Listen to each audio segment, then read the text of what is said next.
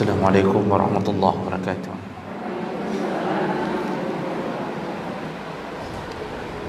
Alhamdulillahirabbil alamin. Wa bihi nasta'in ala umuri dunya waddin.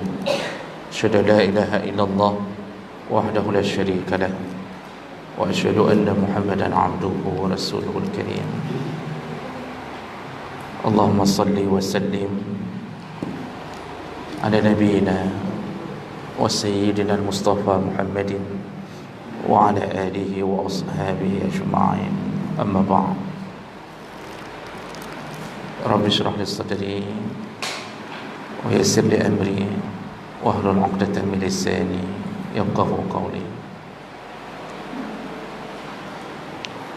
Segala puji bagi Allah, kemudian salawat dan salam kepada Rasulullah, pada keluarga dan seluruh sahabat-sahabatnya. Ibu yang Allah muliakan, alhamdulillah dengan izin Allah kita hari ini bertemu, dan insyaAllah kita hari ini akan membahas tentang karakter wanita yang terbaik dan terburuk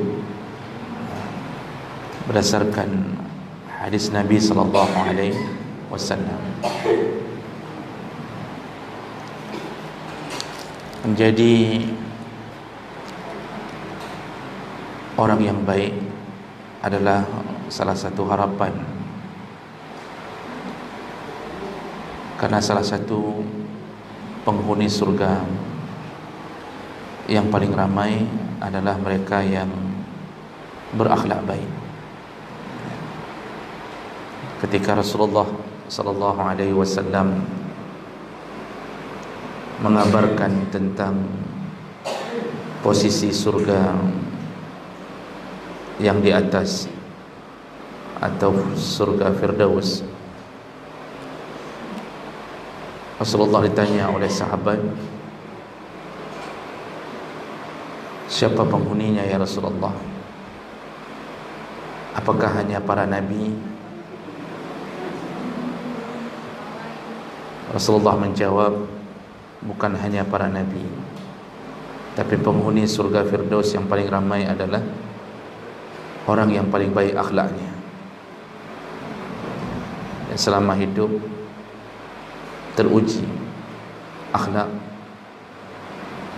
baik dengan Allah maupun akhlak dengan sesama manusia. Ini manusia paling baik yang paling banyak menghuni surga Allah Subhanahu wa taala. Makanya Rasulullah, misi utama dari Rasulullah tiada lain iaitu memperbaiki akhlak.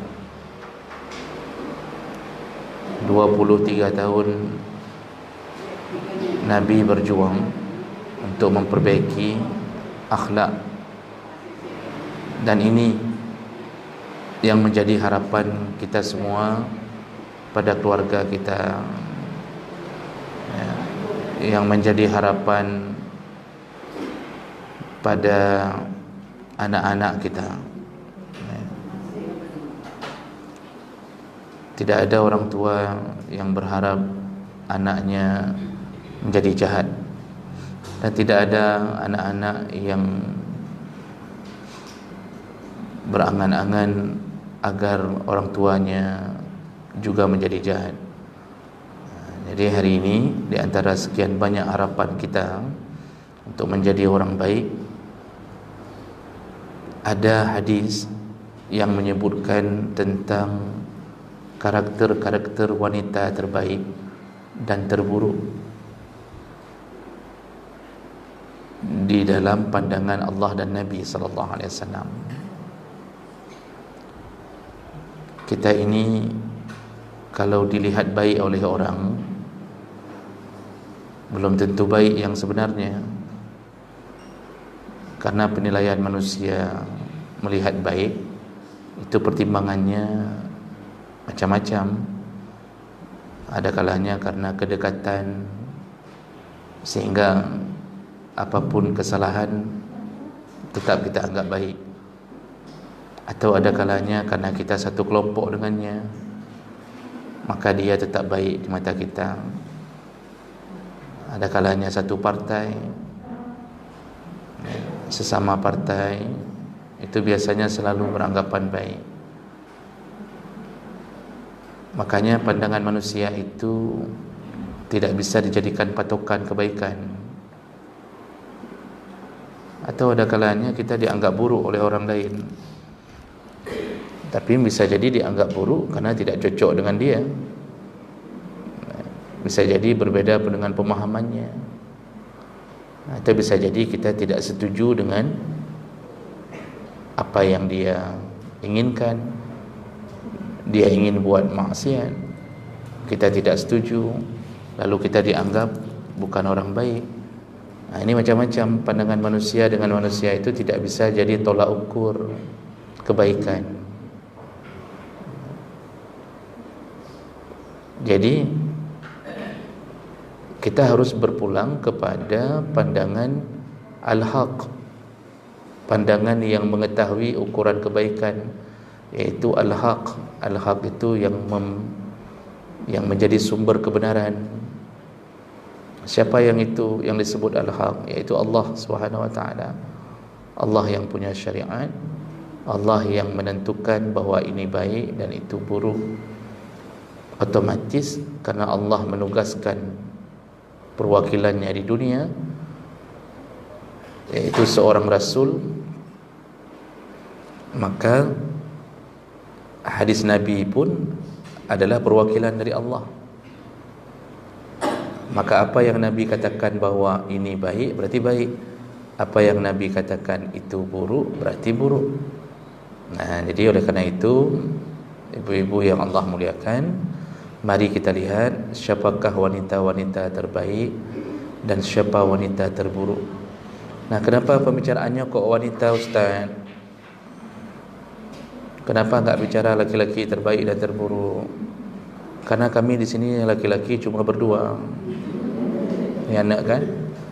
Maka tidak layak kami bicarakan yang berdua ini. Ya, jadi kita bicarakan yang lebih ramai.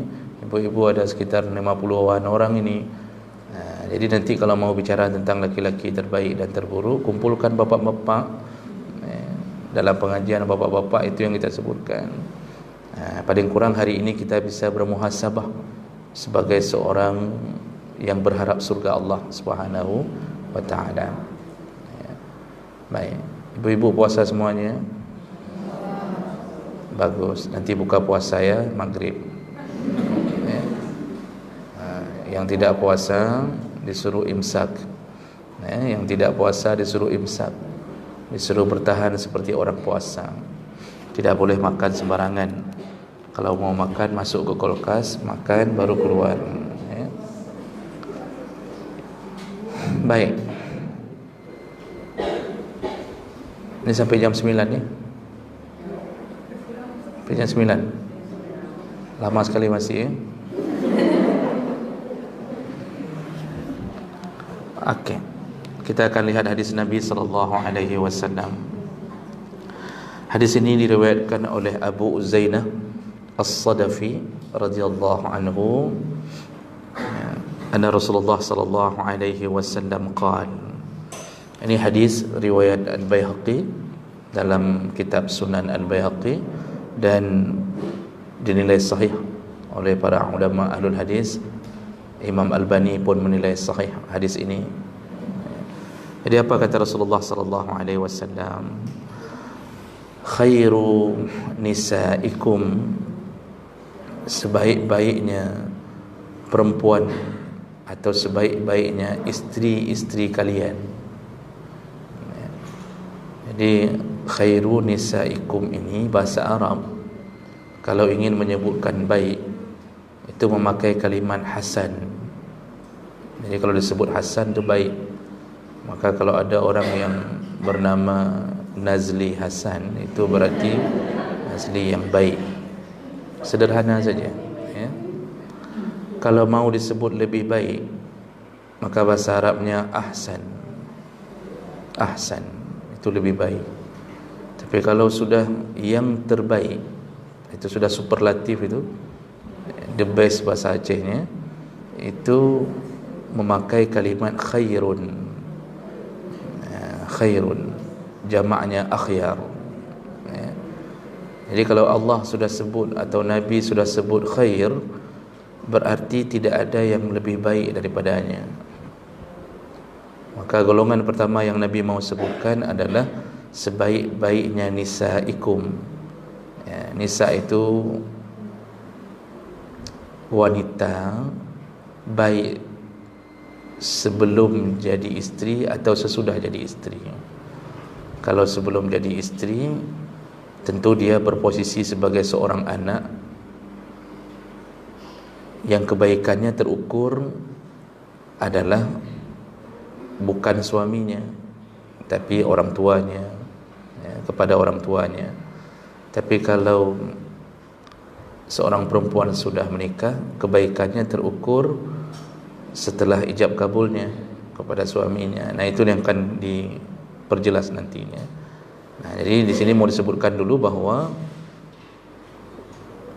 wanita yang terbaik di antara kalian, yang pertama yaitu al-wadud. Wanita terbaik pertama yang disebut Nabi adalah al-wadud. Nah, apa itu al-wadud? Yaitu orang-orang yang punya sifat kasih sayang. Dia punya sifat wadud, kasih sayang, atau sangat sayang. Pada siapa? Yang dimaksud di sini, karena nanti ada kalimat-kalimat ke depannya berhubungan dengan suami, maka di sini secara khusus yang disebut adalah kepada suaminya.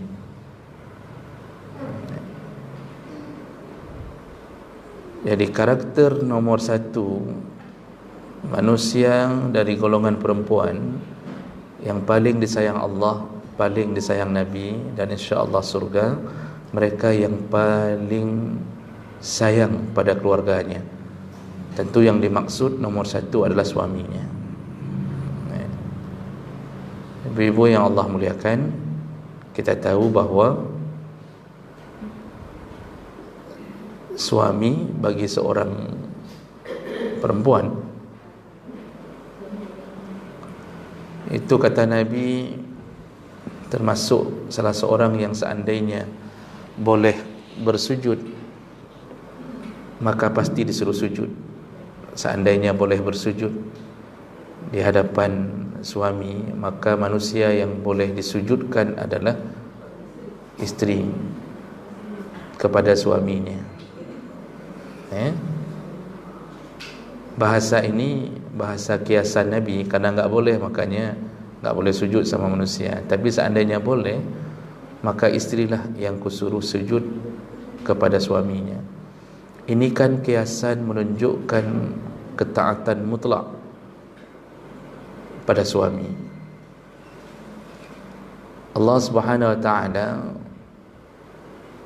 memindahkan semua tanggungjawab dari orang tua semenjak dimulainya ijab kabul. Jadi Allah pindahkan tanggungjawab nafkah ketika kalimat ijab kabul terucap sah. Detik itu juga Allah pindahkan kewajiban nafkah pada suami yang dulu ditanggung oleh orang tua si gadis. Maka suami sejak saat itu sudah wajib memberi nafkah kepada istrinya dalam hal sekecil-kecilnya, dalam hal sekecil-kecilnya. Bahkan snack pun, makanan-makanan ringan pun, ibu berhak memesan martabak dari seorang suami yang pulang dari kantor. Ibu berhak untuk mencicipi siomay yang 1000 dari seorang suami, karena kodratnya memang begitu. Dulu ketika dia berada di bawah tanggungjawab orang tuanya, seorang anak perempuan akan meminta pada ayahnya. Ayahnya pulang kantor, Dia ditelepon mana gadisnya, ayahlah belilah rujak nibung katanya. Kata si ayah, ayah sedang di Batu Pat bukan sedang di Nibung. Ya kalau begitu ganti dengan rujak Batu Pat. Itu rengekan seorang anak.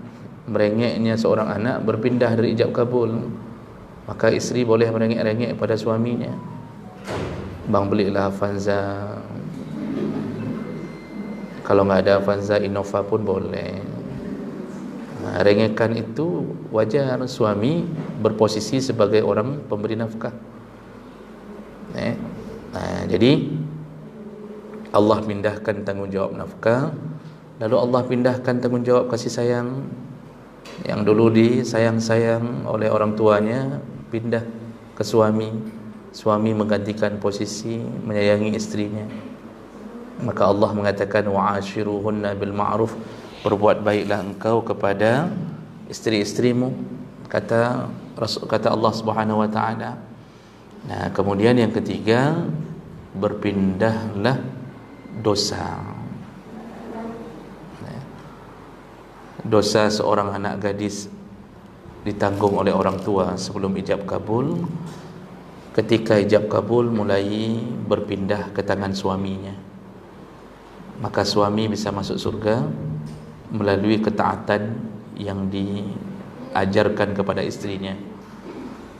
Juga suami bisa masuk neraka karena membiarkan istri bermaksiat.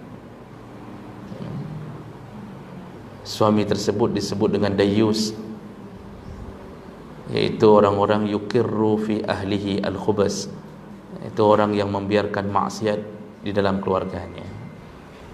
Nah, ini posisi seorang perempuan. Jadi ketika dipindahkan Allah beberapa perkara, di saat itu pula Allah pindahkan juga ketaatan istri.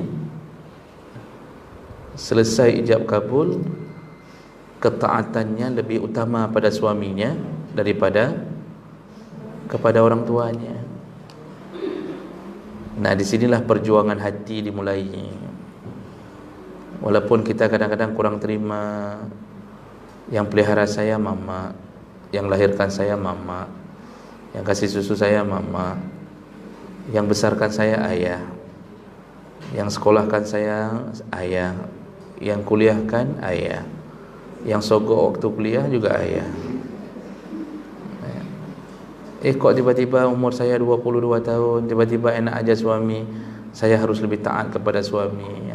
Di sinilah perlunya ilmu, memahami maksud Allah Subhanahu wa taala. Pertama, seorang anak gadis ketika dipindahkan ke tangan suaminya, otomatis mengurangi beban, terutama beban nafkah dari orang tuanya.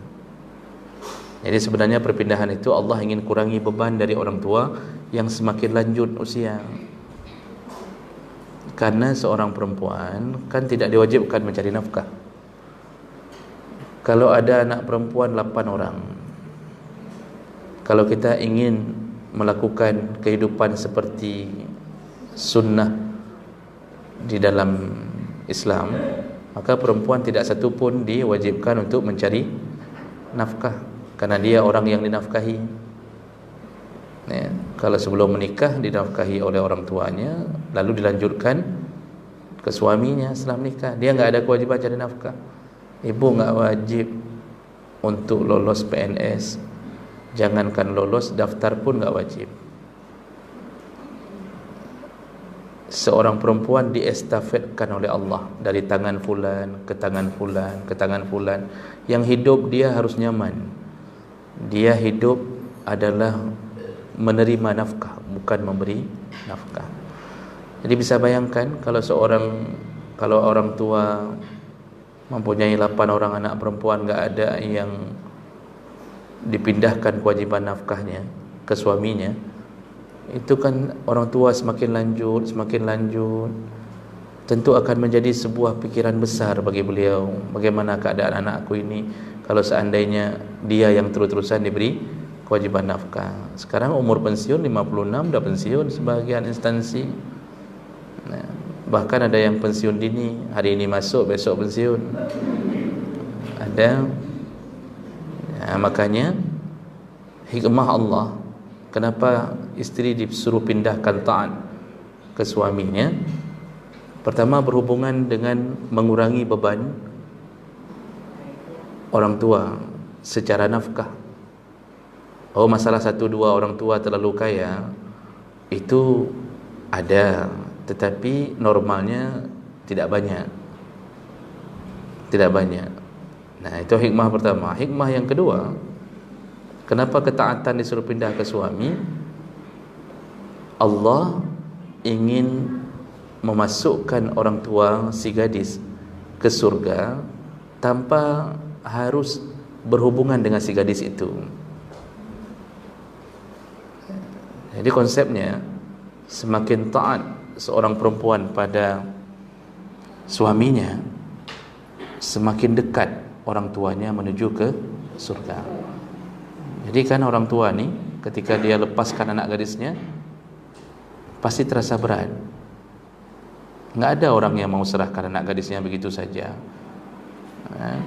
Apalagi kepada laki-laki yang lahir, buat tahu lahir, laki-laki yang terbia-bia, bukan, yang enggak jelas agamanya, enggak mau diserahkan karena dia telah memberikan segala-gala kepada anak gadisnya.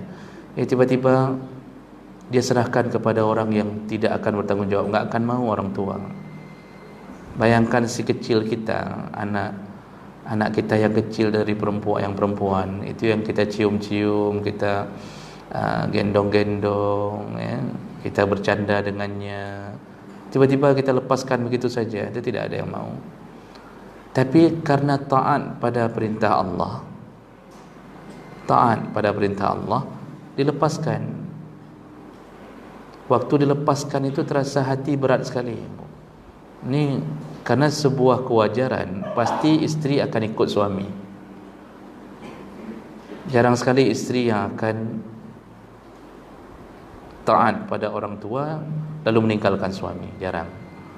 Pasti ikut suami. Nah, disitulah kita kehilangan seorang anak kita yang menyediakan makan. Mungkin kalau malam dia urut kita pada saat kita lelah, tapi begitu kita berikan kepada seorang laki-laki, maka dia akan urut laki-laki itu. Dia tidak lagi bercanda dengan kita. Bahkan ada yang pindah begitu jauh dari kita. Kita tinggal di Aceh, dia tinggal di Israel. Pokoknya jauh sekali. Paling andalan video call. Ada yang sudah 5 tahun enggak pernah pulang. Rasa berat hati ini Allah hargai. Rasa beratnya kita kan berfikirnya, logika kan sederhana.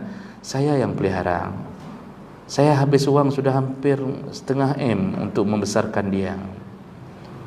Laki-laki itu datang hanya dengan modal I love you, lalu kemudian dengan modal 15 manyam anak saya direbut yang sudah saya besarkan. Ini kan perasaan ini kan seakan-akan terluka, ibu. Pasti ibu merasakan itu ketika awal-awal diambil anak gadis kan. Itulah perasaan yang Allah hargai ketika kita tidak menerima balas kebaikan. Kita berbuat baik kepadanya bertahun-tahun, 25 tahun kita berbuat baik ke anak gadis kita. Tiba-tiba direbut oleh seorang perjaka. Kita belum dapat balasan dari dia. Belum dapat balasan. Tidak satu amplop pun kita terima. Kerja belum ada. Memang enggak disuruh cari kerja sebenarnya. Jadi kebaikan yang berbentuk balasan, berbentuk harta enggak dapat. Kita ingin terus bercengkrama dengannya juga enggak. Paling dia cuci piring sekali-sekali di hari ibu paling. Kan? Tapi karena taat pada Allah, kita lepaskan. Nah, perasaan ini Allah hargai. Bagaimana caranya? Seakan-akan Allah ingin mengatakan dalam syariat ini, engkau yang membesarkan anak gadismu, Allah akan berikan surga kalau anak gadismu membalas kebaikan bukan melaluimu, tapi melalui ketaatanmu pada syariat, iaitu menikahkan dia. Jadi kita diatur oleh Allah, dia akan taat bukan padamu lagi, tapi taat pada suamimu. Dia hasil didikanmu, taatnya pada orang lain. Perasaanmu yang terluka ku ganti dengan surga, kata Allah.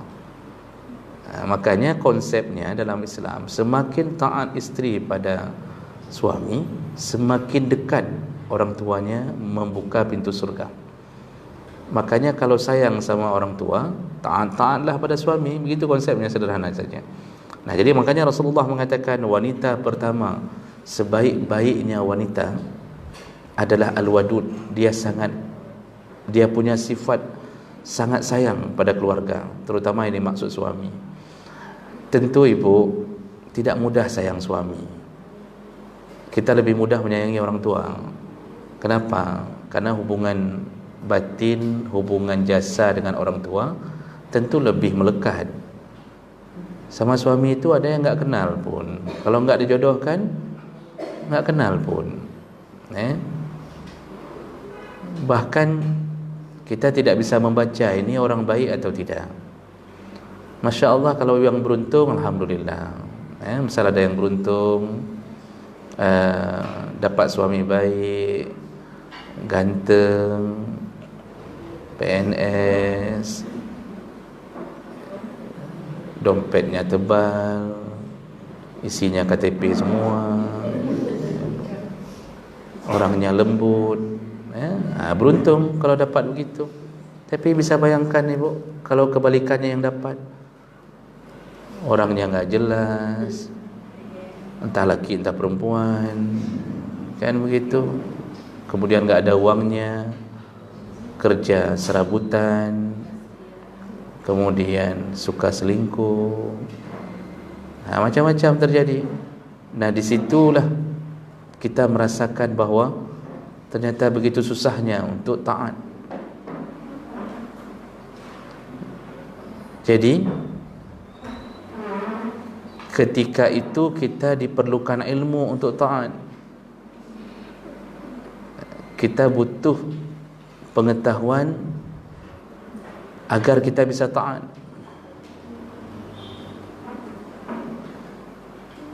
Tidaklah seseorang bisa taat serta-merta kecuali karena keimanannya, ibu. Apalagi berhadapan dengan suami yang ahli maksiat. Batasan taat itu terbatas. Kalau memang bisa ditaati, taat. Kalau tidak lagi bisa ditaati, jangan taat. Itu konsepnya. Jadi suami yang harus kita sayang, ditaati, suami yang taat pada Allah. Tapi suami yang tidak taat lagi pada Allah, maka dibebaskan untuk tidak taat padanya. Suami ahli maksiat, enggak salat lagi, juga dia pemain profesional dalam game judi online. Dia mengambil uang istri untuk membeli chip. Itu puasa Ramadan pun enggak ada. Lalu anak-anak kita melihat ayahnya perangainya kasar, perokok sejati, caci maki di mulutnya menjadi perkara biasa. Apa tugas seorang isteri? Yang pertama, tetap taat. Begitu mendapatkan suami begitu, tetap berusahalah taat. Berharap semoga ketaatannya mengubah akhlaknya. Tapi kalau sudah bertahun-tahun ternyata enggak berhasil, maka isteri setelah lelah menasihati, kalau dia khawatirkan hancur agamanya dan agama anak-anaknya, maka dianjurkan untuk melakukan fasakh. Itu berarti sudah habis batas taat, dan itu enggak berdosa. Makanya Allah buka jalur fasakh demi menghilangkan mudarat bagi seorang isteri. Isteri ini kan lemah fisik, lemah perasaan. Ada satu dua isteri yang keras, itu mungkin karena didikan lingkungan, mungkin kerjanya poluan, mungkin kan ibu, atau Satpol PP mungkin, ya. Tapi secara umum isteri ini lemah perasaannya, andalannya adalah air mata. Kalau air mata isteri tidak bisa mengubah lagi karakter suami, di saat itu hilanglah ketaatan. Karena suami itu paling takut bukan dengan cacian isteri, suami itu paling takut dengan air mata isteri. Ini pengalaman jadi suami. Ibu ketika berhadapan dengan suami, kalau bermain dengan mulut gak akan selesai, malah itu bisa robek rahang, kemudian gigi bisa lepas. Makanya yang pakai gigi palsu itu mungkin ada bermasalah, ya. Tapi enggaklah semua yang pakai gigi palsu bermasalah, ya. Bisa jadi pakai gigi palsu ya karena memang sudah waktunya pakai, pernah jatuh ke dalam kuah bakso 2 kali, ya. Hilang, termakan, lalu ganti lagi yang baru, kan? Tapi Masya Allah, suami kalau berhadapan dengan air mata itu biasanya terdiam. Jadi makanya ibu kalau lagi terjadi huru hara dalam rumah tangga, segera keluarkan gas air mata. Gas dari bawah, air mata dari atas, ya. Itu paling efektif. Suami enggak akan melakukan tindakan hal-hal yang keji, tapi dia mulai merasa khawatir. Ini kalau sempat enggak berhenti-berhenti nangis nih, ini banjir rumah nih. Tapi begitulah Allah menciptakan. Jadi batasan taat isteri itu batasan selama suami tidak bermaksiat. Termasuk maksiat ketika dia tidak lagi menafkahi istrinya, ya. Termasuk maksiat ketika dia tidak lagi menafkahi istrinya, wang belanja enggak dikasih lagi, ya. Kemudian tidak lagi menyediakan rumah yang layak. Arti yang layak, dia sewa rumah pun enggak mau lagi itu istrinya. Istrinya disuruh pulang ke rumah mamanya. Itu sudah saatnya tidak taat lagi, ya.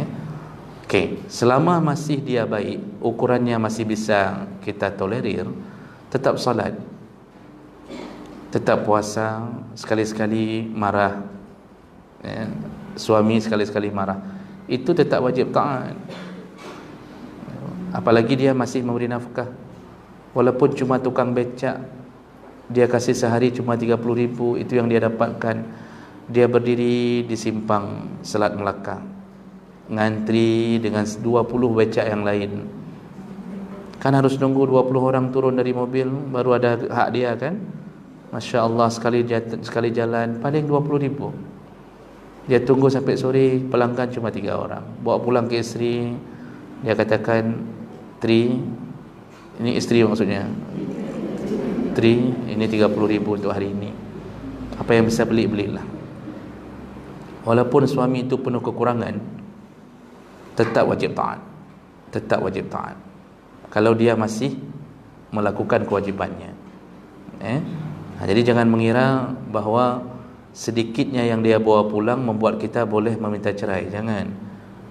Dia yang boleh minta cerai itu kalau dia tidak mau mencari nafkah lagi. Kalau masih mau, kan urusan rezeki Allah yang tentukan, bukan kita yang menentukan. Kita usaha kita hanya menjemput. Dia sudah menjemputnya, tapi Allah berikan sekian, lalu dia salat. Nah, kekurangan sekali-sekali marah, bingkeng dia sekali-sekali, ditendangnya becak, patah, ibu. Besok sewa becak orang lain. Nah, ini bingkengnya bingkeng bangai namanya. Maunya kan jangan becak yang ditendang. Kan masih banyak becak orang yang bisa ditendang, kan? Kenapa harus tendang becak sendiri, kan? Jadi itu huru hara itu tidak bisa menjadi perkara yang menyebabkan hilangnya taat. Ribut dalam rumah tangga itu tidak bisa menjadi ukuran kita boleh tidak taat lagi, tidak. Karena itu hal yang wajar terjadi. Ribut dalam rumah tangga itu kan bahagian keindahannya, sisi-sisi indahnya. Ibu kalau nonton sinetron dari awal romantis terusan sampai habis, sanggup nonton sinetron kayak gitu? Enggak kan? Ibu suka kapan ributnya, kan? Misal ada sinetron ni ibu lihatnya dari awal terus-terusan romantis begitu saja, kan luat daging. Jijik kita nonton sinetron kayak gitu kan. Kita sukanya sinetron yang mana? Yang kita berdebar-debar, ketika lihat ya Allah dipukulnya istrinya, lalu kita teriak kapoh balik kata kita. Kan kayak gitu kita. Oh, enggak habis-habis nonton, besok ribut lagi. Begitulah. Seperti kita suka lihat keluarga orang ribut, begitu juga orang suka lihat keluarga kita ribut sekali-sekali. Jadi itu keindahan. Maka bumbu dalam perkawinan adalah ribut. Kalau enggak ada ributnya, enggak naik volume cinta. Sekali ribut naik volume itu. Waktu berbaikan dah tahu nih, ini satu ni enggak boleh diganggu nih, yang masalah ini enggak boleh kita ucap lagi nih. Berarti kita sudah tahu satu rahasia. Berarti suami kita enggak suka kalau kita sindir masalah cemekamnya, misal begitu kan. Berarti kita besok enggak bicara lagi masalah cemekam. Kita ganti bicara masalah kurapnya, misalnya. Rupanya dia marah lagi. Berarti sudah dua kita dah tahu. Terus begitu juga suami enggak mau nyindir lagi yang istrinya kira-kira marah. Misal dia mengatakan engkau bagaikan rembulan di siang hari. Itu marah dia begitu. Berarti kita jangan sebut lagi rembulan, kita sebut yang lain, engkaulah bintang, macam-macam. Nah, inilah dunia keluarga. Jadi ribut itu bumbu di dalam rumah tangga. Mau enak masakan, buat bumbu yang teratur. Makanya kalau buat ribut yang teratur. Buat jadual ribut, buat di akhir bulan jadwal ribut, awal bulan dah terima wang, selesai lagi. Itu dunia. Itulah dunia. Nabi ajar ribut, tapi Nabi bijaksana sekali menangani keributan. Apalagi kita. Ibu fikir ustaz enggak pernah ribut? Ustaz-ustaz tu banyak ribut-ribut juga. Cuma di depan ibu kan jaim-jaim kan, kalem-kalem. Kalau enggak pernah ribut, itu bukan ustaz. Berarti dia tidak berhasil mendapatkan tantangan keluarga. Jadi ribut tu biasa, maka ributlah, tidak mengapa. Buat terus ribut. Yang penting jaga kasih sayang, jangan berpindah. Jadi bukan selamanya kita merasa saya enggak ada kasih sayang lagi sama dia, enggak. Ketika ribut siapa yang mau sayang? Masa ada orang ketika marah-marah sedang caci maki lalu dia mengatakan I love you pap? Enggak ada. Yang ada pap lain yang ucapkan. Mana ada I love you pap lagi? Wajar kalau sedang ribut hilang kasih sayang, tapi setelah ribut mulai kita tampakkan lagi siapa kita, kan? Kita sediakan makan, lalu kita buatkan minuman terbaik untuknya. Setiap sore dia pulang, kita sudah siap mengurut, mencari kutunya, kemudian mencabut ubannya. Itu masa-masa terbaik. Nah, di situ kasih sayang itu muncul. Maka kalau sudah berhasil menampakkan sayang pada suami, walaupun diselingi sekali-sekali, itu sudah wanita terbaik. Ibu sudah baik, tapi baru satu sifat. Ibu sudah baik. Jadi ada orang mengira lu hanaga ngelekoh lu, kata dia. Saya kalau marah ustaz enggak bagus sama suami saya. Memang ya, semua orang marah enggak bagus. Mana ada orang marah tiba-tiba bagus-bagus. Cerai aja enggak pernah jatuh ketika baik-baik. Cerai itu kan jatuhnya ketika marah-marah. Makanya ada orang yang mengatakan, ustaz jatuh enggak cerai, kalimat cerai ketika sedang marah? Enggak jatuh. Ya, ada yang bilang misal kalau sedang marah enggak jatuh ustaz, katanya. Tidak begitu dalam fikih, tetap jatuh kecuali marahnya itu marah yang menghilangkan akal. Dia udah kayak orang gila. Dia udah terbang-terbang, lengket ke dinding sekali. Sambil terbang-terbang itulah dia ucapkan cerai. Itu baru. Tapi kalau model marah-marah kayak biasa lalu dia langsung kutala seribu 256 kata dia. Jatuh enggak? Jatuh selama hakalnya tidak hilang ketika menjatuhkan talak itu. Itu dalam pandangan 4 mazhab ibu. Jatuh talak 3 bisa langsung jatuh 3 dalam pandangan 4 mazhab, mengikuti amalan Umar bin Khattab. Ini enggak ada cerita menjatuhkan talak ketika sedang berbahagia, sedang jalan-jalan sore, kemudian makan bakso berdua, waktu mau dicolok sendok ke dalam mulut isteri, lalu diucapkan kamu kutalak.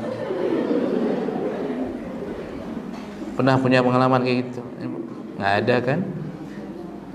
Itu kalau sempat talak di masa kayak gitu kan isteri baksonya jatuh, piring-piringnya jatuh. Tapi yang biasanya terjadi apa? Dia pasti menganggap abang jangan bercanda lah, kan begitu. Jadi ibu, sayang itu bukan ukuran ketika sedang marah, tapi ketika sedang tidak marah. Ibu sudah baik melayani suami. Itu yang ibu lakukan tiap hari selama Ramadan.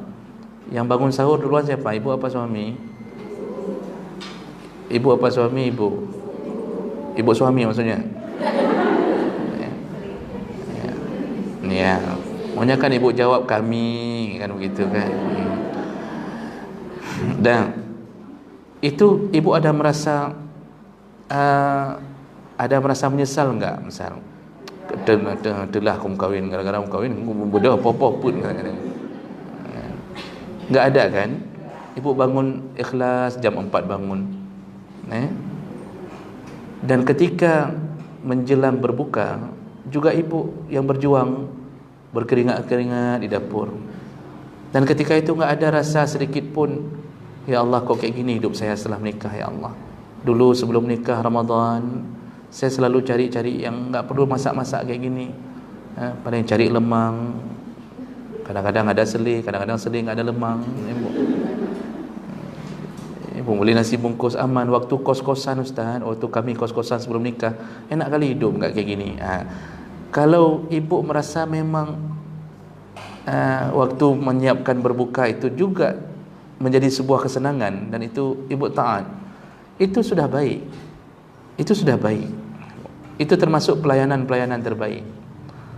Namun kalau kita mengikuti fikih, pelayanan seorang wanita yang terbaik yaitu ketika dia tidak menolak untuk melayani suami dalam hubungan suami isteri. Itu yang nomor satu dulu.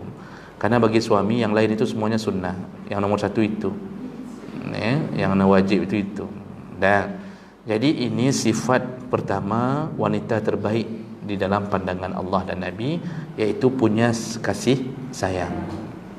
Punya kasih sayang. Kalau itu sudah enggak ada lagi, maka dia tidak lagi menjadi wanita baik. Yang kedua, al-walud. Sifat wanita terbaik yang kedua adalah al-walud. Walud ini yang mempunyai, yang subur, subur, punya banyak anak. Nah, ini ada tinjauan dari sisi selain daripada sisi kemanusiaan. Artinya begini, kan kita ini di dalam takdir Allah.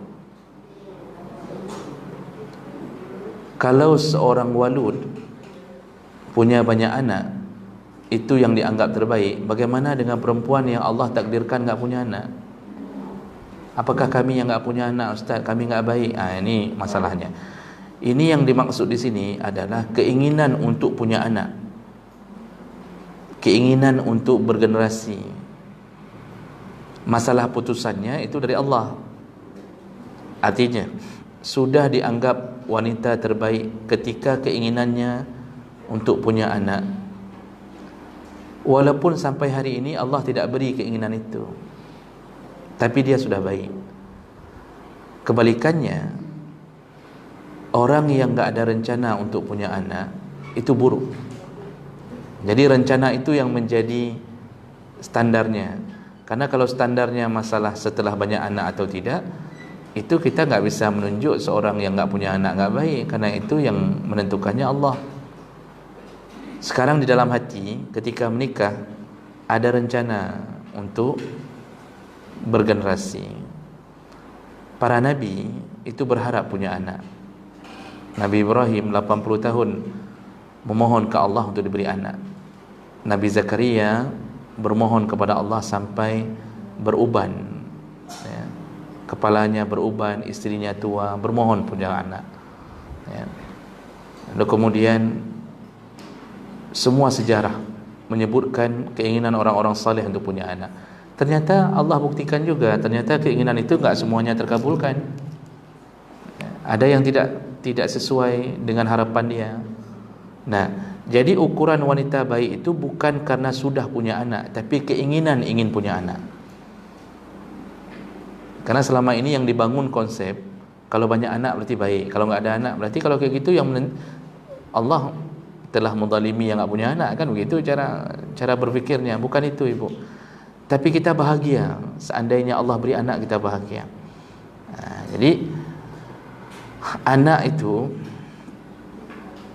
ketika tidak ada, kita merindukannya.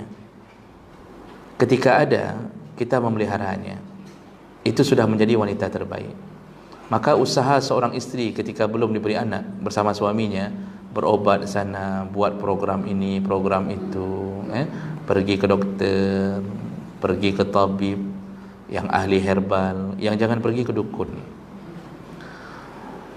Usaha dia itu menunjukkan dia wanita baik. Jadi kalau suaminya mengatakan yuk kita cek dulu mungkin apa yang salah, itu keinginan dia baik, bang saya pergi, kapan, jam berapa kita pergi, itu sudah menunjukkan dia wanita yang baik. Keinginan untuk mendapatkan keturunan. Walaupun sudah 10 tahun dia cek sana, macam-macam disarankan dokter. Kata dokter makan jengkol dengan kulit-kulitnya, ya. Kalau buat udang itu dipih, insya-Allah anaknya ada.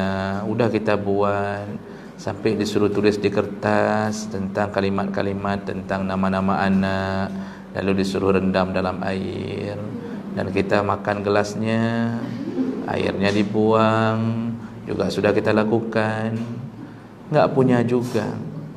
Ketika tidak punya, jangan sedih. Karena pertama, itu ketentuan dari Allah. Yang kedua, jawaban doa kita meminta anak, ternyata Allah jawab dengan cara tidak memberi anak. Kenapa bisa begitu? Kenapa Allah enggak sayang kita? Ingat-ingat ibu, Allah menjawab doa sesuai versi Allah, bukan sesuai versi kita. Allah janji, ud'uni astajib lakum, berdoalah kepada aku, ku kabulkan, kata Allah. Itu janji Allah. Allah tidak akan melanggar janji. Jadi kenapa Ustaz sudah 10 tahun saya berharap anak enggak dikasih Allah? Allah sudah janji jawab, dijawab. Cara jawab Allah bagaimana? Dengan tidak diberi anak. Berarti kalau begitu Allah enggak jawab. Itu sudah dijawab, enggak diberi anak. Dari mana kita tahu nanti jawabannya? Nanti ketika dibongkar oleh Allah, baru kita berterima kasih kepada Allah. Bisa jadi dalam catatan Allah, kalau kita diberi anak, hidup kita tidak lagi bisa nyaman seperti sebelum punya anak. Bisa jadi anak kita yang diberi itu, dalam catatan Allah ada ujian yang dia bawa. Sejadi anak kita ibu menjadi malapetaka, karena mungkin dia akan menyusahkan hidup orang tuanya. Dia akan jadi pengedar sabu-sabu, bahkan mungkin dia akan menzinai anak orang, bahkan mungkin dia paling blow on di dalam lokalnya. Jadi daripada kita menanggung malu dipanggil ranking 54 misalnya panggil, coba menghadap orang tuanya, daripada dipanggil kayak gitu kan bagus enggak punya terus. Enggak usah dipanggil terus.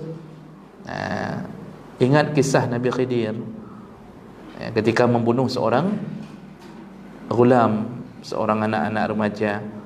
Nabi Musa komplain kok dibunuh. Kemudian Nabi Khidir memberitahu, Allah memberitahu anak ini akan menjadi penyebab kekafiran orang tuanya, maka disuruh bunuh. Berarti ilmu Allah ingin menghilangkan kesusahan pada orang tua. Maka yang enggak punya anak, Allah sedang mengatur jangan sampai yang berdoa ini susah gara-gara aku beri anak. Maka anak itu ditangguhkan Allah, nanti banyak-banyak di surga. Banyak-banyak akan terjadi di surga. Jadi jangan suudzon ke Allah. Kita yang sudah diberi kadang-kadang pun ada yang menyesalinya, sampai mengatakan punya aku depa lagi, baik mana rezeki, kata dia. Kalau aku tahu kayak gini rasanya, dikhianati mana semuanya, ibu durhaka semuanya. Dari kecil tu pasukan bodrek semuanya. Menyakitkan kepala. Lalu seorang ibu mengatakan, ya Allah kau kayak gini. Dia dah mulai menyesalinya. Dulu minta-minta. Makanya urusan anak ini serahkan pada Allah. Enggak diberi jangan sedih, diberi pun terima. Kalau seandainya menjadi bahan ujian bagi kita, hadapilah, dihadapi. Jadi ini maksud wanita terbaik yang kedua adalah dia berharap meneruskan generasi, bukan patokannya sudah banyak anak atau tidak. Karena kan seorang laki-laki dalam hadis yang lain disebutkan ketika mencari jodoh itu juga disuruh cari al-walud. Tazawwaju al-wadud wal-walud, kata Rasulullah. Nikahilah yang punya kasih sayang, perempuan yang punya kasih sayang dan yang subur. Kayak mana laki mau cari perempuan subur? Kayak mana dia cara ceknya? Paling kan cuma lihat keturunan, tapi bisa jadi keturunan itu enggak nyambung. Maka maksud di situ adalah carilah perempuan yang tidak berusaha untuk tidak beranak. Karena dunia Eropah, ibu, itu menikah itu dianggap sebagai pelampiasan seksual. Mereka tidak mau disibukkan dengan mendidik anak, ya. Mereka ingin free, hidup itu bebas. Di Australia saja itu pinginnya hidup bebas. Jadi kalau menikah bagusnya enggak usah punya anak. Capek aja kita urus anak, urus ini, cuci nya. Mereka mati, selesai, sudah. Itu gaya berpikir dunia sekarang. Makanya keinginan punya anak itu sudah baik, walaupun belum diberi. Yang sudah punya anak pun jangan sombongkan diri di hadapan yang belum punya. Jadi jangan sebentar-bentar bicara masalah anak. Jangan tanya di depan orang yang belum diberi. Jangan tanya-tanya, "Kiban, kalian ngecek?" Ya. Tanya datang besok, tanya lagi, "Kiban, tanda-tanda?" Nah, tanda ke aku katanya. Karena udah kesal nih orang ditanya nih. Terus-terusan jangan, ibu. Itu menyinggung perasaan. Ya. Kita tetap tidak boleh melebihkan urusan kita di hadapan orang yang belum Allah beri. Ya, tidak boleh. Jadi jaga-jagalah perasaan. Ya. Apalagi sesama perempuan. Perempuan ini kan punya sensitivitas tinggi. Kadang-kadang yang ditanya, yang nanya enggak maksud nyindir, cuma karena ada sensitivitasnya dia merasa tersindir, gitu. Apalagi yang jarang-jarang bercanda. Jadi kerjanya, karakternya enggak pernah bercanda. Dia dalam pengajian dia gitu. Mukanya ke depan terusan, enggak pernah ke bawah, itu ke depan terusan gitu kan. Diajak bercanda pun enggak bisa bercanda. Itu yang begitu-begitu itu jangan terlalu banyak diajak bercanda. Kenapa? Salah-salah kursi terlempar ke muka kita ini. Jadi lihat-lihat karakter, ya. Baik, ini kondisi kedua, karakter kedua perempuan terbaik. Yang pertama tadi punya sifat sayang, yang kedua punya keinginan untuk beranak, dan kalau Allah beri kesuburan itu lebih baik.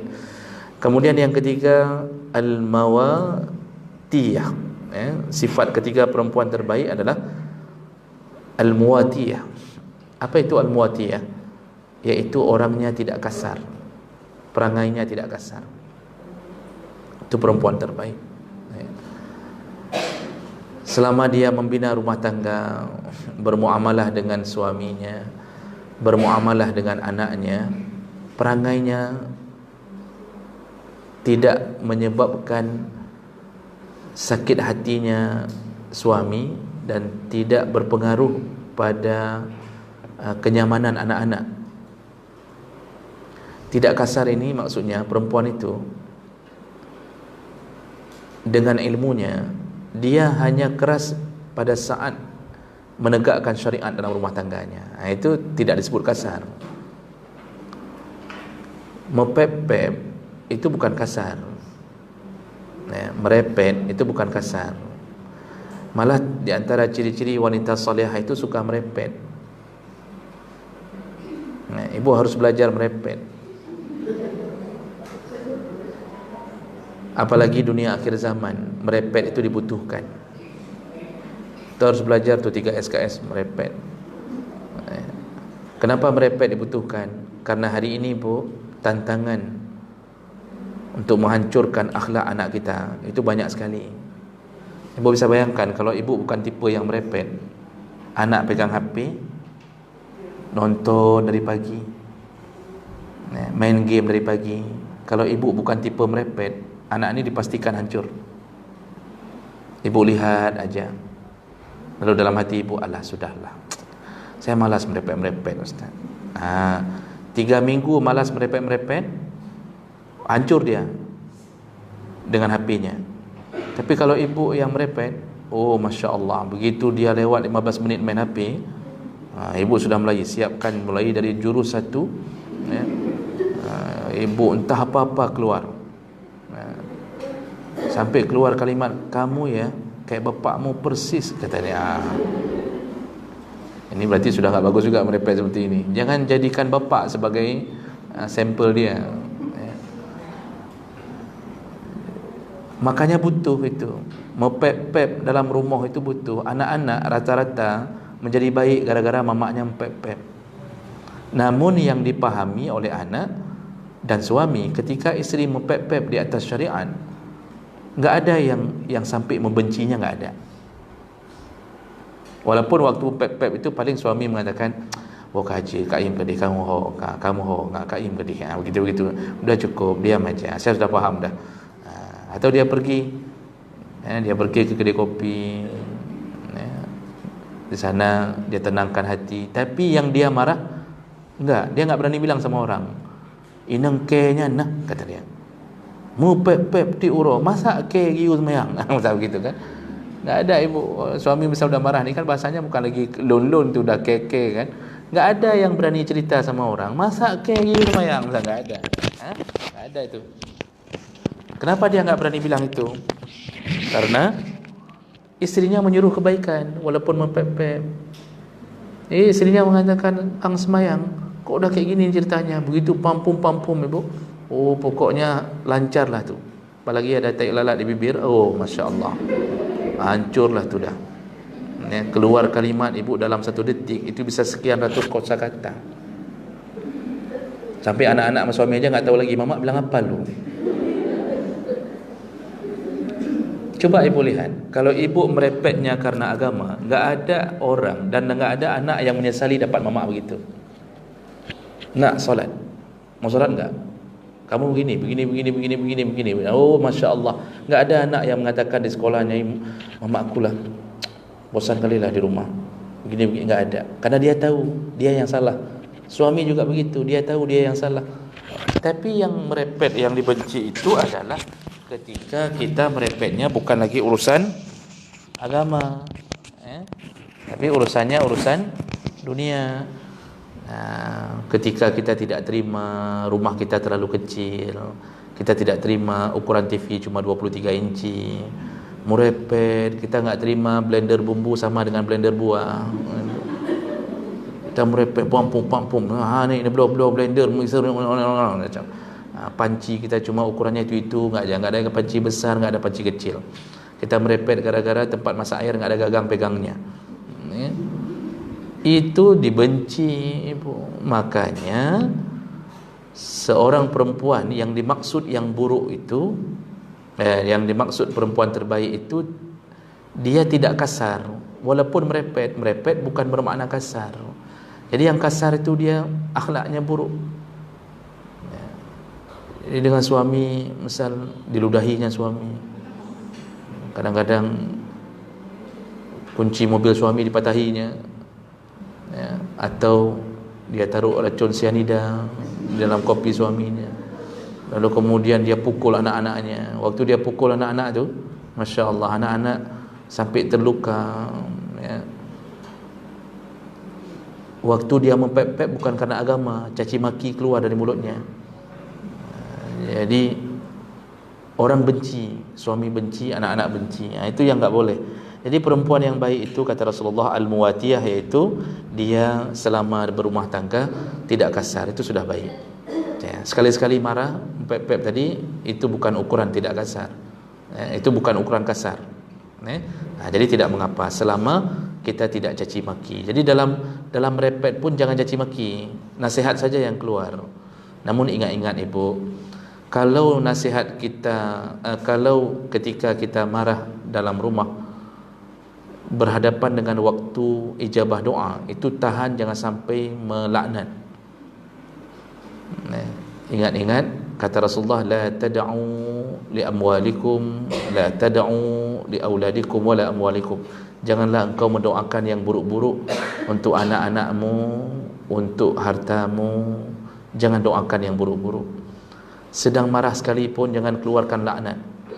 Jangan bilang anak kita, hai bangai klo priap, kata kita. Jangan bilang anak kita anak jin, anak bui, jangan. Kalau dia anak bui maka kita mamak. Kalau dia anak jin maka kita mamak jin. Tapi kita takutkan, kata Nabi, kalau bertemu dengan waktu ijabah doa, maka cacian itu akan dikabulkan Allah. Maka betul-betul anak kita bersifat seperti sifat jin.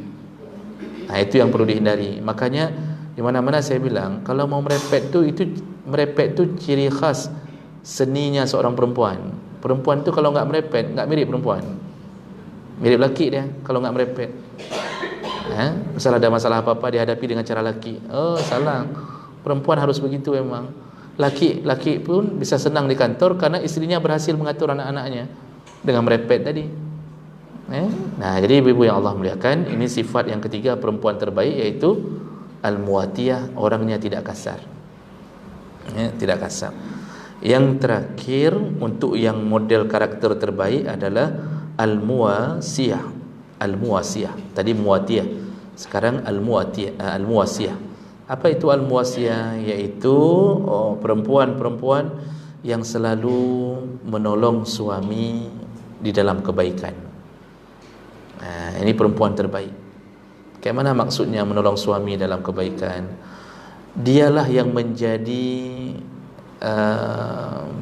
pemberi semangat suami, mulai dari hal-hal yang sederhana, salat hari-hari 5 waktu. Dia yang, bang, ke masjid lah, abang pergi aja ke masjid, biar kami tinggal di rumah. Tidak mengapa, jangan takut, dompet tetap di tempat, isi dompet enggak hilang, abang salat aja berjamaah. Biar saya jaga anak-anak. Ketika suaminya kerja, maka dia akan memberi semangat, bang, jangan khawatir, kalau memang gaji bulan ini enggak dibayar, masih ada emas saya, kita makan. Kayak mana makan emas? Ya dijual dululah maksudnya. Dia menenangkan suaminya. Yang penting abang jangan bawa pulang uang haram. Itu nasihat-nasihat istri. Jadi jangan sampai kebalikan. Yang penting abang bawa pulang. Masalah haram, masalah halal itu enggak ada urusan kami. Itu karakter terburuk nantinya. Tapi dia menjadi inspirator kebaikan bagi suaminya. Suaminya ketika ingin mengambil uang kredit di bank yang bentuk pinjaman, istrinya bertindak. Istrinya mengatakan, bang, mikir-mikir dulu. Selama adik ikut pengajian, katanya nih, adik tapi umur kan 65 kan, begitu kan. Selama adik ikut pengajian, itu haram pinjam uang kredit bank itu. Enggak usah abang ambil. Kita tinggal aja di rumah kayak gini, bocor biasa. Rumah tetangga pun bocor. Oh, kita enggak punya mobil, enggak apa-apa. Yang penting hatimu seperti mobil, tidak masalah.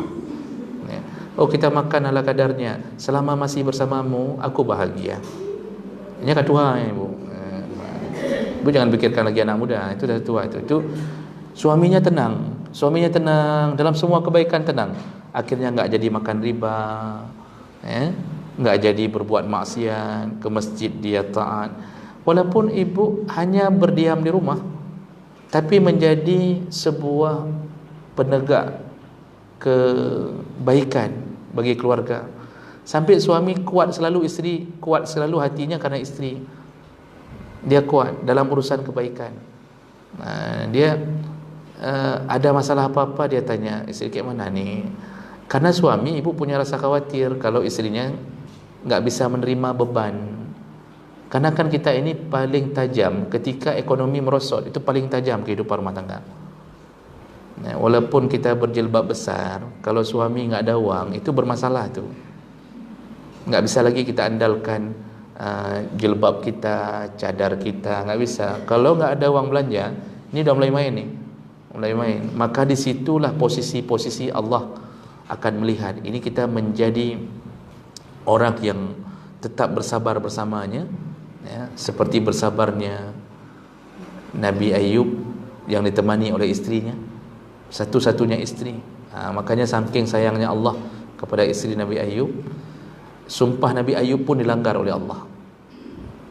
Padahal kan sumpah itu harus ditepati, tapi yang langgar Allah. Nabi Ayub bersumpah, ku cambuk dia 100 kali karena berani menjual gelungan rambutnya untuk membeli roti ke Ayub. Yang langgar siapa? Allah, bukan Nabi Ayub. Allah yang katakan jangan cambuk 100 kali. Kumpulkan lidi 100 biji sekali saja. Allah yang bela. Kenapa? Allah tahu isteri ini berjuang untuk suaminya. Makanya ibu-ibu, jadilah sebagai penegak kebaikan atau pemberi semangat kebaikan pada suami. Oh, saya tak ada lagi suami Ustaz. Untuk suami orang boleh. Janganlah suami orang. Kalau suami orang nanti disalah maknai. Kita yang sudah Allah ambil suami, maka disuruh lanjutkan tegakkan kebaikan melalui anak-anaknya. Itu anak harus selalu jadi nasihat. Nak, ingat-ingat ayahmu, ya. Bacalah Al-Quran, kemudian berdoalah untuknya. Itu kita sudah berlanjut tu menjadi isteri yang terbaik. Sampai meninggal pun kita masih ingat dia. Kadang-kadang dalam doa kita sempatkan menyebut namanya. Kita mengadu kepada Allah ketika dia hidup, alangkah baiknya, ya. Jadi itu sudah baik. Jadi ini ibu, 4 karakter disebut dalam satu hadis wanita terbaik menurut Allah dan Nabi, ya. Tadi apa? Yaitu Al-Wadud, yang penuh dengan kasih sayang. Al-Walud, ada subur, keinginan punya anak. Kemudian Al-Muwatiyah, tidak kasar, orangnya tidak kasar, ya. Kemudian Al-Muwasiyah, dan orangnya selalu memberi atau menancapkan kebaikan, ya, memberi dorongan kebaikan pada suami. Nah, ini 4 karakter terbaik. Lalu Nabi sambung, izat taqainallah. Semua itu dia lakukan dengan syarat dia menjadi terbaik. Semua itu dia lakukan kalau mereka melakukannya karena keyakinannya kepada Allah. Ini ibu paling penting. Ini sudah ada 4 sifat tadi. Nah, kita akan masuk surga insya-Allah. Ibu-ibu akan masuk surga insya-Allah dengan 4 sifat itu. Namun Allah beri catatan, kalau engkau melakukan itu, wahai perempuan, karena keyakinanmu terhadap janji Allah. Jadi semuanya dorongannya Allah. Kalau ditanya orang, misal contoh sederhananya begitu, tanya orang, kamu kok taat kali sama suami? Jawaban ibu apa? Karena Allah menyuruhku taat. Orang tua ibu telepon, nak enggak pulang tahun ni? Ibu menjawab, mak, adik enggak bisa pulang. Si abang enggak lembur. Si abang enggak lembur. Si abang lembur, enggak bisa pulang. Kalau bukan karena Allah dan Nabi suruh taat, pasti adik pulang. Itu bahasa itu menunjukkan kita melakukannya karena Allah. Ada teman SMA nanya, reuni ni teman SMA. Biasa kan kalau sudah reuni teman SMA isinya ngupak semua biasanya kan. Dia tanya, "Ika taat tak kau ke? Kamu kok bisa taat lagi ke? Taat kali mas suami. Sekali-sekali harus ada ininya lah, lawan-lawannya sikit," katanya. Kata dia, ya kayak manalah, Allah dan Nabi sudah suruh begitu. Sampai ada yang kadang-kadang dipukul-pukul mas suami kadang-kadang, tapi enggak juga melawan. Sampai dibodoh-bodohi sama temannya, bodoh kali kamu. Lawan, lapor. Jangan kayak gitu terusan. Lalu dia mengatakan, aku takut nanti seandainya melawan perintah Allah. Nah, bahasa-bahasa itu disitulah berarti semua dorongan kita tidak berperilaku kasar, kita mengharap anak, kita punya kasih sayang, semuanya landasannya Allah. Jangan cinta, ibu. Ibu ingat, landasannya jangan cinta, tapi Allah. Karena ada orang salah faham nih. Kenapa enggak lawan-lawan? Entahlah, aku sangat mencintainya. Susah diriku melepaskannya. Itu cinta, bukan Allah berarti. Enggak dapat tuh. Enggak dapat kasih sayang Allah itu, enggak dapat surga Allah itu. Harus bergerak semuanya karena Allah. Kalau sudah karena Allah, mau menderita sikit kayak istri Fir'aun, maka tetap surga. Tetap surga. Nah, baik. Lalu Nabi menyambung. Itu tadi model karakter terbaik. 15 minit lagi, setelah itu kita bertanya jawab. Nah, sekarang masih dalam satu hadis, kita lengkapkan. Ada karakter terburuk, wanita-wanita terburuk. Lalu kata Nabi, wasyarru nisaikum, wanita terburuk di antara kalian. Kalau sudah Nabi menyebutkan syarrun, itu enggak ada lagi yang lebih buruk, dibenci, susah masuk surga. Siapa mereka? Yaitu al-mutabarrijat, yaitu yang pertama adalah orang-orang yang perempuan-perempuan yang suka berhias, berdandan ketika keluar dari rumahnya. Nah, ini bahasa secara letterleknya begitu. Al-mutabarrijat, wanita terburuk, yaitu yang suka berdandan ketika keluar dari rumah. Nah, kenapa bahasanya terburuk di sini? Karena dasarnya sifat alami syariat di atas seorang perempuan, berdandan itu disunnahkan hanya untuk kebahagiaan suami. Keluar dari rumah itu hanya disuruh poles supaya orang tidak aneh melihat kita. Tidak boleh berpoles seperti diharapkan di depan suami. Jadi jangan terbalik, ibu. Perempuan tu ketika dia bersolek, itu sehebat mungkin bersolek untuk suaminya. Jadi yang salihah, kalau di rumah bergaya Eropah, itu salihah. Di luar bergaya Arab. Jadi kalau di rumah dia bergaya Eropah. Kadang-kadang pakai celana pendek di rumah. Ada yang tak pakai celana pun.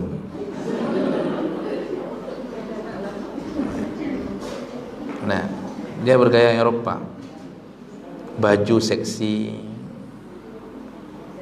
lalu dia pakai lipstik sampai lewat ke gigi, pipi merah seperti ikan mulus di popok jang, ibu. Seperti ikan mulus menabrak jaring, merah ini, ibu. Masya Allah merah ni, Masya Allah merah. Ya.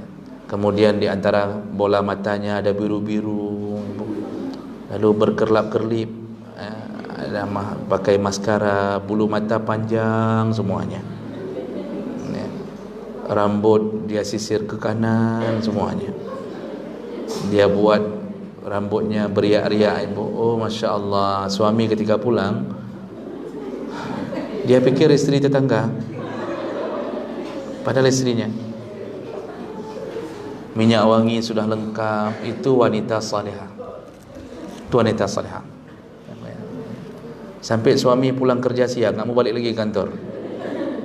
Seminggu kayak gitu dipecat, gara-gara wanita salihah. Begitu ajaran Islam. Makanya kan ibu teringat hadis dahsyatnya perempuan bersolek di masa Nabi. Isteri Abu Talha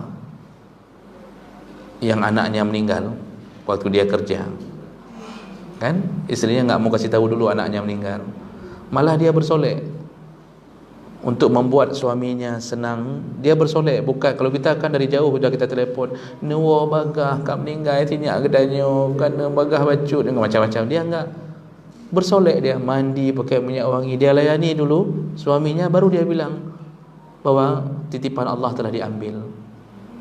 Itu model zaman Nabi. Dari hadis itu aja kita bisa dapat kenyataan masa Nabi itu perempuan memang untuk suaminya, betul-betul dia habis-habisan untuk suaminya. Karena dia tahu suka tidak suka, senang tidak senang, itulah jalan surga yang paling instan. Jadi itu tipe wanita salihah. Di rumah bergaya Eropah. Ustaz, tapi saya udah umur dah 60. Memang apa salahnya kalau udah umur 60? Ibu pakai baju seksi, di dalamnya tulang semuanya, ada apa-apa lagi. Betul. Begitu ibu senyum, yang nampak gigi taring misalnya, yang lain dompong semuanya. Ibu pakai bedak, Masya Allah, muka putih bersih, tangan hitam kelihatan. Itu contoh kan. Jadi ibu, Kalau mutabarrijat yang dimaksud di sini, yang terburuk, dia enggak lakukan itu. Dia kalau depan suami dia enggak lakukan itu. Dia biasa aja. Jilbab bau. Kemudian anak jilbab lebih bau lagi. Enggak pernah tu pakai bedak di depan suami, enggak pernah kata suami, "Meh, aku ngingkah 3 kali lagi artisnya." Seperti artis itu, dia kata suami. Kalau kata dia, "Bang, 1 juta 1 bulan tambah untuk muka aja." Oh, kayak gitu kata suami. Kalau kayak gitu, besok beli bedak yang putih tu, yang di Pasar Impres, yang 5.000 tu. Kalau bu buat muka ke. Suami pun salah, enggak kasih modal. Tapi Masya Allah, isteri berusaha untuk berbuat baik melalui itu. Yang terburuk, dia balik. Kalau untuk orang luar, oh Masya Allah, ketika dia pergi walimah di depan cermin, itu 15 menit untuk urusan muka saja. Belum lagi pedikur, manikur, ya. Itu urusan muka saja. Tapi untuk orang, kalau dia keluar untuk orang habis-habisan, itu suaminya, dia malah bergaya Arab di rumah. Kalau untuk suaminya, pakai jilbab besar, pakai pentol 2 biji sini, pakai bros, ya. Masih ada yang pulang dengan baju Dharma Wanita. Suami pulang dilihatnya, ini ibu bupati ada di rumah. Tak ada seksi-seksinya sikit pun. Mandi belum, pintu pagar tak dibuka gemboknya, kan ibu? Teh panas tak ada gaya-gaya sedikit pun. Itu berarti salah. Mutabarrijat yang di luar rumah malah terlaknat. Pakai minyak wangi keluar rumah terlalu berlebihan. Apa kata Rasulullah? Ayyuma imra'atin ista'tarat, setiap perempuan yang memakai minyak wangi berlebihan, liyajida rihahan nas, agar tercium aromanya oleh laki-laki. Ada keinginan memang untuk dinikmati oleh laki-laki. Kalau sesama perempuan tidak mengapa, misal begini kan, tidak mengapa. Tapi ada keinginan, biasanya mau pergi walimah itu, acara-acara dewe-dewe, bapak-bapak bawa ibu-ibu, nanti goyang poco-poco bersama, kan ibu? Itu semua hari itu dia mendapatkan dosa seperti dosa zina. Fahiya zaniyah, kata Rasulullah. Fahiya zaniyah, kata Rasulullah. Itu enggak boleh. Jadi kalau di luar tampilan biasa aja, di kayak gini sudah okey, Bu. Saya lihat ni Masya Allah okey, enggak berlebihan, dah okey. Jadi kalau di luar, buat orang tidak menjadi, buat perempuan ini tidak menjadi sumber perhatian. Jangan pakai pakaian syuhrah. Syuhrah itu yang menimbulkan perhatian banyak orang. Yang biasa-biasa saja. Jilbab biasa, kemudian lipstick pun enggak usahlah terlalu sampai penuh-penuh kali, kan? Sikit-sikit aja, cedak-cedak aja sikit, cedak kanan sedikit, kiri sedikit, tengah-tengah enggak usah kasih. Kayak badut tu. Jadi begitu seharusnya perempuan, jangan sampai terjadi tabarruj, berhias keluar rumah terlalu berlebihan. Kalau kacamata itu boleh. Itu enggak dianggap sebagai fashion yang membuat image berlebihan, tapi lebih bagus lagi kalau di rumah pakai kacamata juga. Karena suami kan paling suka tu. Dulu saya lihat anak-anak MSen itu mulai SMP, itu yang enggak kabur pun pakai kacamata, ibu. Untuk apa? Kayaknya ada sedikit tampil seksi begitu kan kalau pakai kacamata. Maka ibu kalau di rumah setelah pakai baju seksi tadi semuanya, pakai kacamata. Oh Masya Allah. Itu suami ibu enggak akan kemana itu. Suami enggak akan berpaling ke lain hati. Enggak akan. Jadi siapkan kacamata 2, kacamata keluar rumah, kacamata dalam rumah. Apalagi ibu pakai bendo, taruh bendo sini, ya Allah. Begitu ya ibu. Ini jangan dibayangkan, yang umur 65 tahun ke atas jangan dibayangkan lagi. Udah. Yang terakhir, sifat yang terakhir. Jadi kalau perempuan wanita terburuk itu ada 2 sifat. Yang pertama, dia mutabarrijat, suka berdandan bukan untuk suaminya. Yang kedua, al-mutakhayyilat, iaitu ada sifat sombong pada dirinya. Sifat sombong, maksud sifat sombong yang berhubungan dengan suaminya. Ini biasanya kejadian paling parah. Dia membangga-banggakan hartanya, membanggakan keluarganya. Dia katakan ke suaminya, kamu harus sadar diri ya, kalau bukan karena saya dipaksa sama pak kecil, nggak akan kuterima lamaranmu. Kamu itu siapa? Kamu itu kan cuma loper koran, kata dia.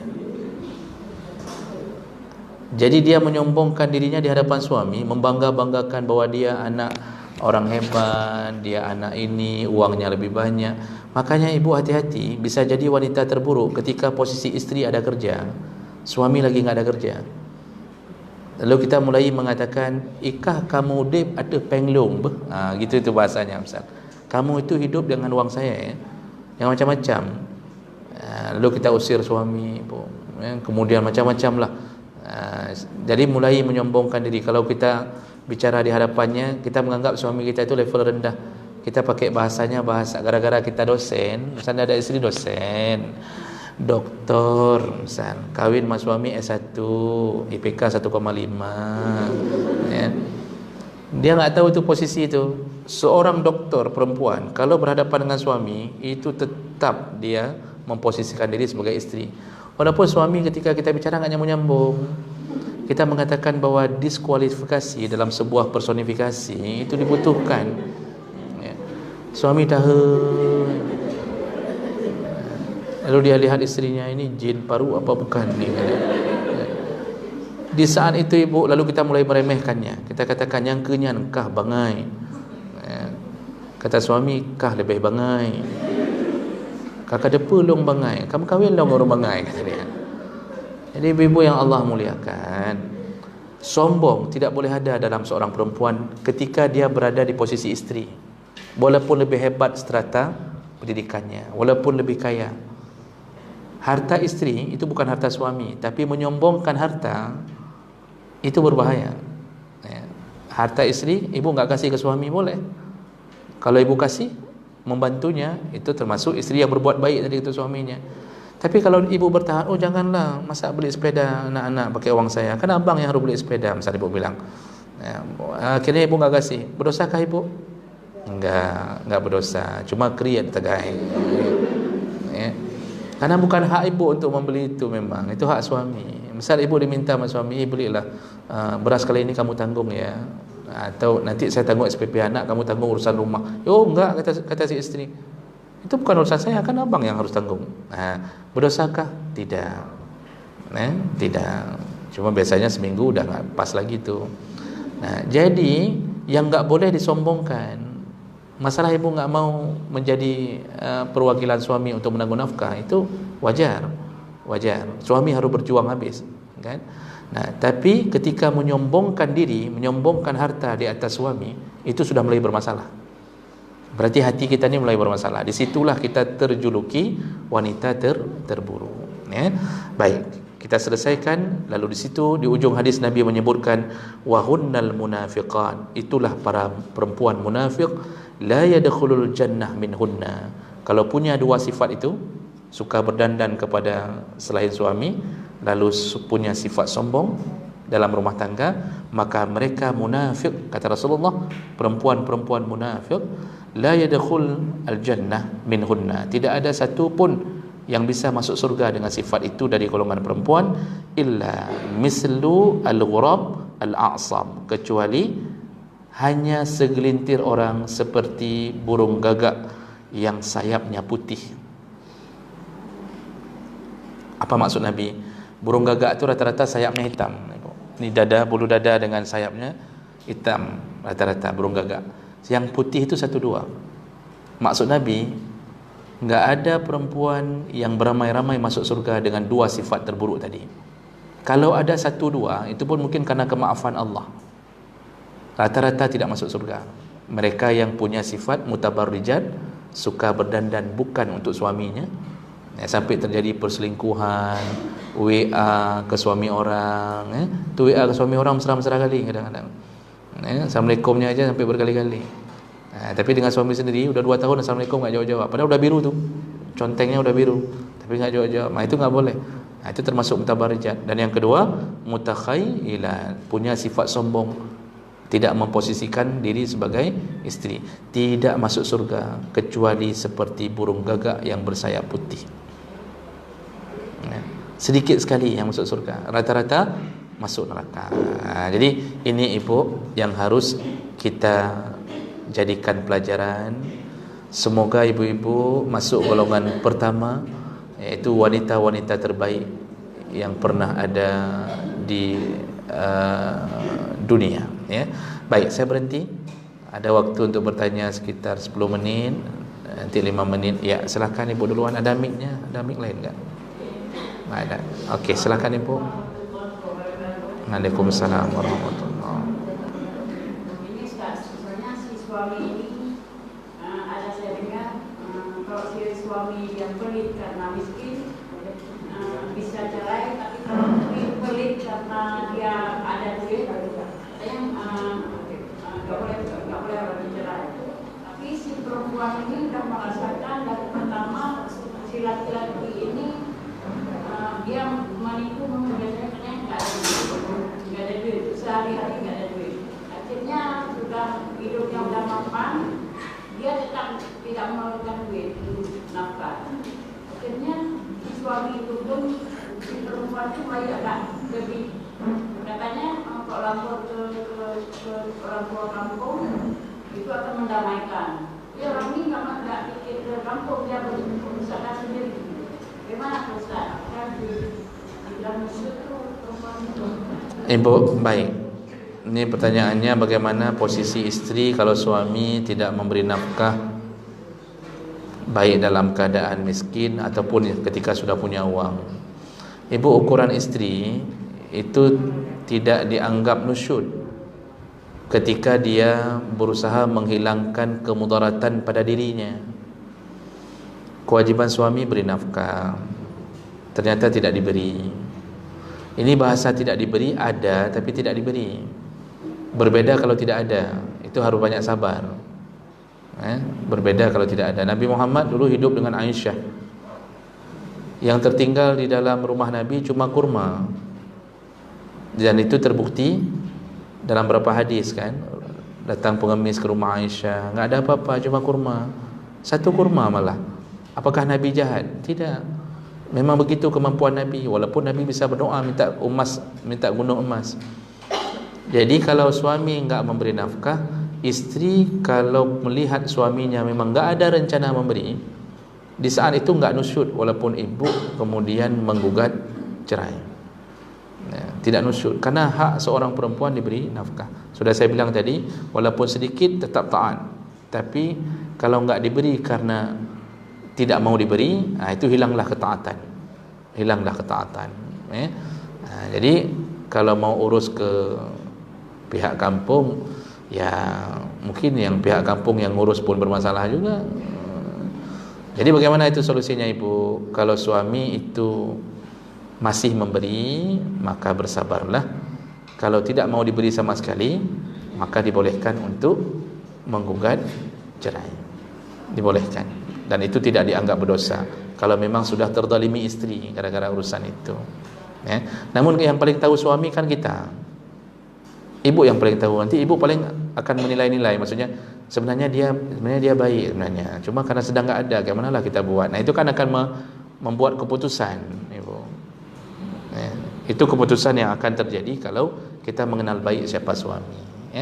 Baik, kira-kira begitu ibu. Jadi enggak dianggap nusyud kalau memang sudah haknya untuk digugat. Ada lain? Ya, ibu duluan silakan.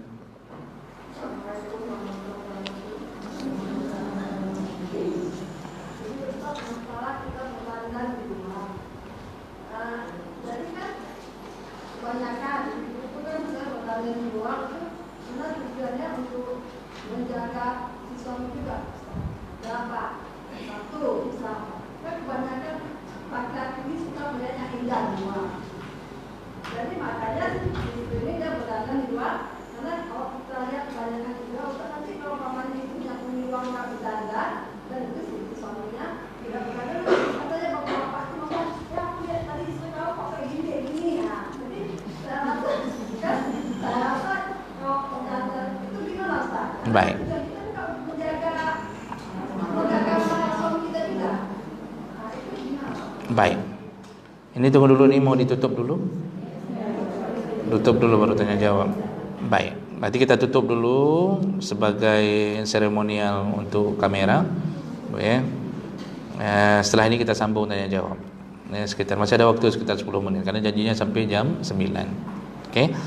Okey, untuk hari ini kita cukupkan kajian kita, dan sebagai kesimpulan akhir, hendaknya kita berjaga-jaga agar tidak melampaui kodrat sebagai seorang wanita yang berharap-harap surga dari Allah Subhanahu wa taala. Yang mudah-mudahan kita semua termasuk ke dalam golongan penghuni surga. Amin ya rabbal alamin. Subhanakallahumma bihamdik asyhadu an la ilaha illa anta astaghfiruka wa atubu ilaik. Wassalamualaikum warahmatullahi wabarakatuh.